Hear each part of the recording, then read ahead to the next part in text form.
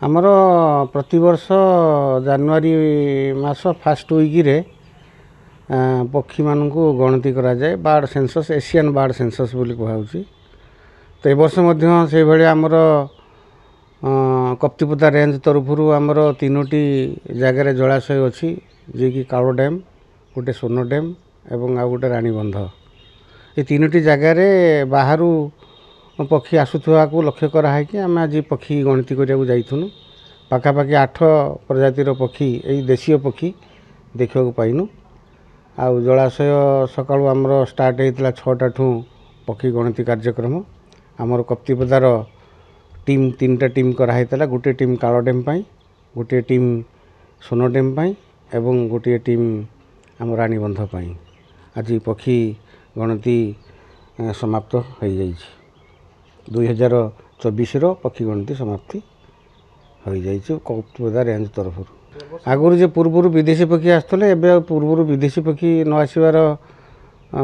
कारण है गरम भी अनुभूत होता शीत ना अधिक शीत है आसती ता सहित जो जलाशय रही से फिशिंग इत्यादि कराउथबारु पक्षी भय आसुना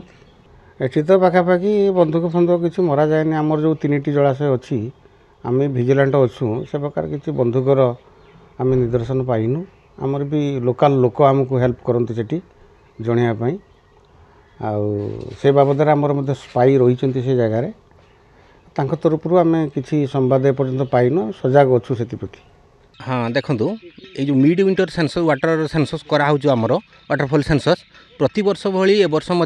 जानुरी मसरे आमर कप्तिपदा रेंज तरफ रेंज अफिसर कप्तिपदा तत्वावधान में आम रेंज 3टी टीम गठन करा जाई 3टी जगह को जाइए से 3टी लोकेशन होची गोटे कालो डैम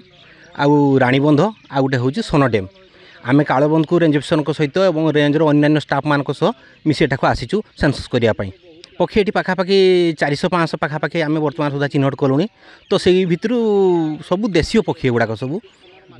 ना फरेन बार्ड किसी बर्तमान सुधा पाई ना।